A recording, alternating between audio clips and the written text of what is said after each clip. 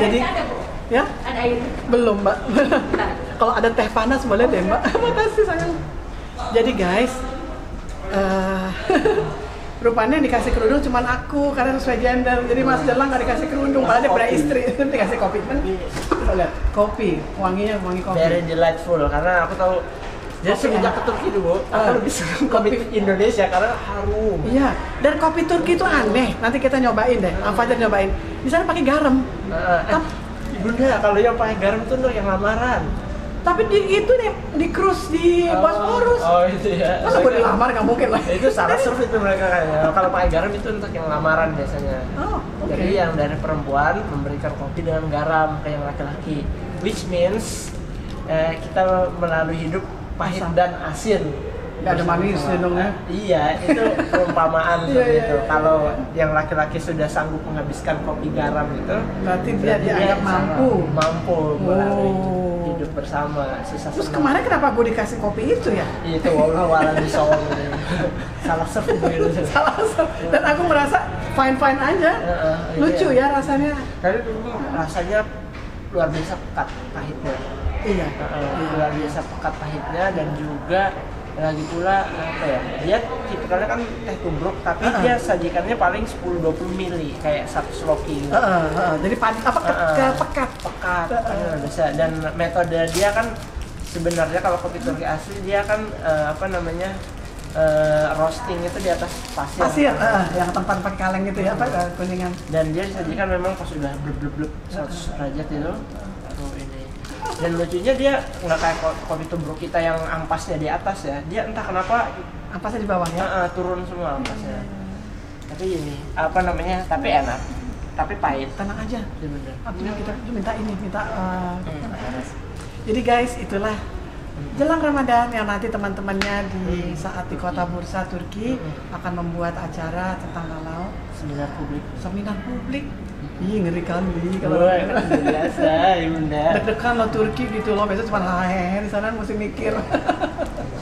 Dan dapat informasi awal tentang halal di Turki yang aku masih buta ya, yang tadi kamu ceritain itu ya. Gimana ceritain lagi itu detailnya? Ada game dance, Halal game dance. terus satu lagi OIC yang itu buat anggota OIC ya. Tapi itu sebenarnya expo-nya terbuka untuk umum. Kita bisa daftar sebenarnya untuk jadi partisipan untuk hadir, bisa dimakan aja. Ya, bisa dimasukin. Dan mereka open untuk keterlibatan kalau negara-negara OIC karena kan mendorong industri halal, inginnya tetap industri halal dipegang oleh negara-negara mayoritas muslim. Tujuannya luar biasa mulia. Tapi memang kita harus dorong dari segi tadi hilirisasi. Betul. Produksi ya. Yang saya lihat juga kebanyakan kayak misalkan kita, khususnya saya juga kan banyak nemani eksportir dari Indonesia, kita kebanyakan kirim raw material memang. Itu yang saya sedih gitu. Iya. Tapi di satu sisi kita juga nggak berdaya. Iya. Kita juga nggak berdaya melihat kita nggak punya kemampuan apa-apa, kita mengantarkan aja supaya mereka juga range dan captivity mereka lebih luas untuk masuk pasar internasional gitu. Kadang saya wondering gitu, kita been 100 years gitu, masa jualan kita dari dulu sampai sekarang masih rempah, which means yang masih raw gitu, which means masih raw. Oke, itu masih tetap edible dan masih sellable di dunia. Tapi kita harus move saya rasa dari itu, dan hilirisasi itu penting dan orang-orang produksi barang industri ya. Produksi barang industri. Tapi itu terbuka. Turki sendiri ada rejection nggak untuk hal itu? Nggak ada. Kalau mereka sangat kebutuhan kampanye memang cukup tinggi gitu. Tapi Turki satu sisi mereka unggul sekali untuk produk industri dan menurut kita masih bersaing jadi ya.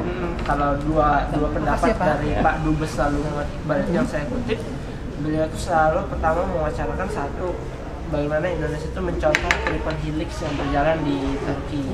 Itu yang kedua adalah bagaimana komitmen masyarakat mengkonsumsi barang produk lokal yang animonya tinggi. Seperti ini Bu, kita kan seringkali memberikan label aku cinta produk Indonesia, tapi kita nggak se-eager itu, nggak secinta itu dianggap ya kan. Meanwhile kalau di Turki kalau misalkan ada label yearly uretim namanya atau diproduksi lokal, itu mereka lebih orang Jepang ya mereka mereka cinta negerinya ya, membeli produk itu gitu. Nah itu yang terjadi kalau bisa kita contoh misalkan Indomie sekarang. Indomie kan ekspansi pasarnya ke Turki dan dia marketingnya paham betul dengan apa namanya rasanya, psikologi pasarnya seperti itu. Apa yang klik dari Indomie itu apa? Indomie dia pintar melakukan marketingnya yang populis, yang pop gitu, yang apa namanya, yang apa masuk ke anak-anak muda karena dia tahu target pasarnya kebanyakan anak muda gitu. Lalu dia juga hebatnya Indomie itu dia memproduksi lokal sendiri mie-nya karena dia tahu tepung di Turki itu lebih murah daripada di Indonesia, tapi bumbunya rahasia dapurnya tetap dia impor. Walaupun rasanya tetap beda ya, kita lebih endus, dosisnya lebih kita lebih nendang, kita lebih matchin. Iya, misalnya lebih rendah dosisnya, di sini dosisnya lumayan tinggi gitu. Nah itu, dan dengan memainkan strategi itu Indomie berhasil masuk ke pasar Turki. Bahkan saya tuh heran, suatu ketika setahun yang lalu saya tuh pernah karena tengah malam saya delivery itulah apa Indomie sekitar 12 karena lagi rame-rame kita makan Indomie gitu kan. Lalu yang tukang yang ngantarnya ini orang Turki, dia bilang, kok kamu beli Indomie banyak sekali kata dia. Iya ini kan Indomie produk kami suka makan Indomie. Kamu tahu nggak katanya Indomie itu shifa kata dia, maksudnya obat kata dia. Obat dari mana? Enggak gitu, maksudnya obat dari mana gitu. Ini apa namanya? Pokoknya enak banget dimakan gitu. Saya juga di mana segitu udah enak gimana dia makan berarti Indomie kita ya Indonesia ya. Iya, cukup fanatik terhadap produk Indomie itu. Artinya mereka tidak enggan untuk membeli yang ada pengaruh dari luarnya juga gitu ya. Dan ketika saya melihat pola makannya kawan-kawan dari Nigeria, yang Indomie juga besar di sana. Iya, besar. Mereka itu nggak bisa beli yang kecil, selalu jumbo. Bahkan satu orang tuh bisa bahkan 2 jumbo itu. Ayo. Kita 1 jumbo itu kan udah cukup itu. Mereka 2. Jadi berhasil gitu di sisi. Tadi kan kita juga sempat mention itu ya. Nah terkait halal lagi, nah di Turki itu memiliki keunikan seperti ini. Walaupun negaranya basisnya sekuler, tapi mereka ini bunda, mereka juga tetap concern dengan apa yang mereka konsumsi. Dan saya melihat hygiene-nya tuh mereka cukup sangat menjaga hygienitas. Dan apa namanya banyak bahkan semua industri itu dia berlomba untuk memperbaiki sistem produksi mereka, termasuk juga produksi ayam. Produksi ayam. Jadi ayam potong kalau kita belanja di Turki itu kita sering beli yang whole. Yang maksudnya yang utuh, tapi nggak dapat kepala, cuma layar dalam juga udah ada, dalam udah hilang, udah bersih gitu. Bahkan bulunya aja itu nggak ada. Dan beberapa tuh ada yang menggunakan label halalnya itu ada label halal Gimdes. Dan halal Gimdes ini biasanya untuk kawan-kawan atau warga Turki yang Islam konservatif, yang komitmen keislamannya kuat, mereka pasti akan beli itu. Karena mereka itu di Belanda supermarket yang halal tuh itu Gimdes tuh. Aku ingat. Dan apa namanya di Jerman itu juga orang-orang Indonesia belanjanya ke apa namanya Turkish market gitu. Dan itu produk-produk itu juga sampai di situ gitu.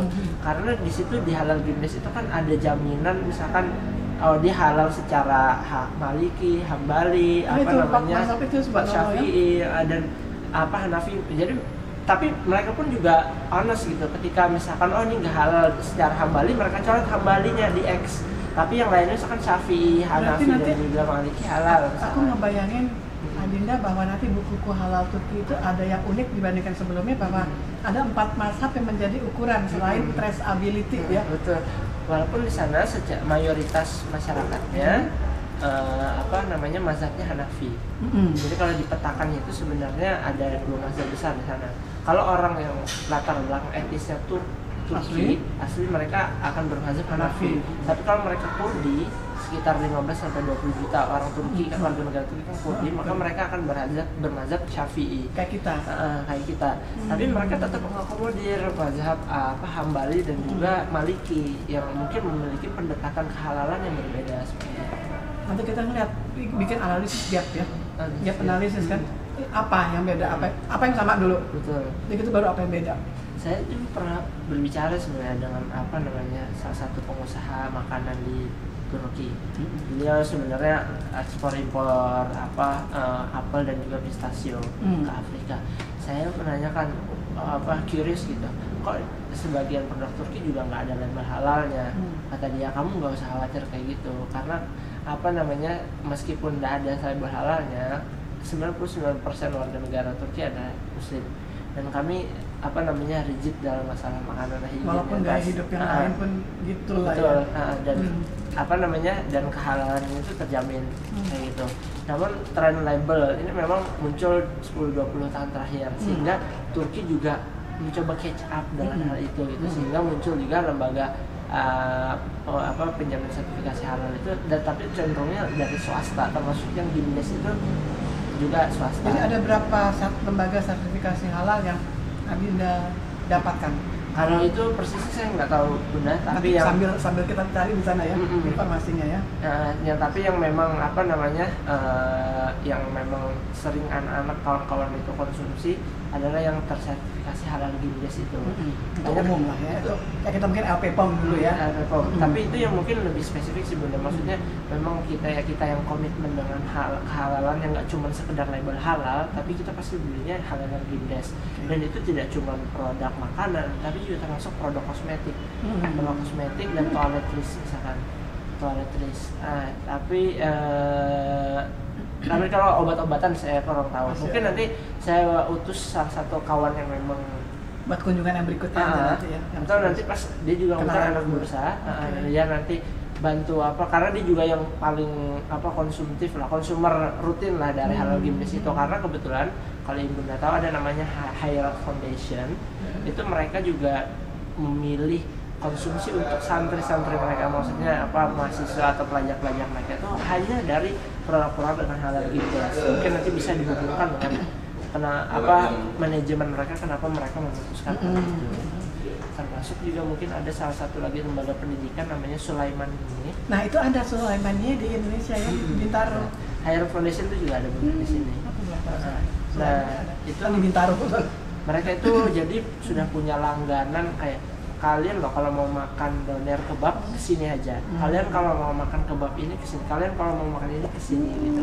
Dan kalian kalau mau belanja ayam belinya yang produk ini, kalau mau beli jus yang ini, kalau mau beli toiletries yang ini kan. Nanti saya juga mungkin berikan ke Bunda itunya, websitenya. Dan Bunda ini ya, bisa pelajari dulu ya. Bisa pelajari dulu. Jadi Bunda boleh dikat sebentar nggak? Ini ada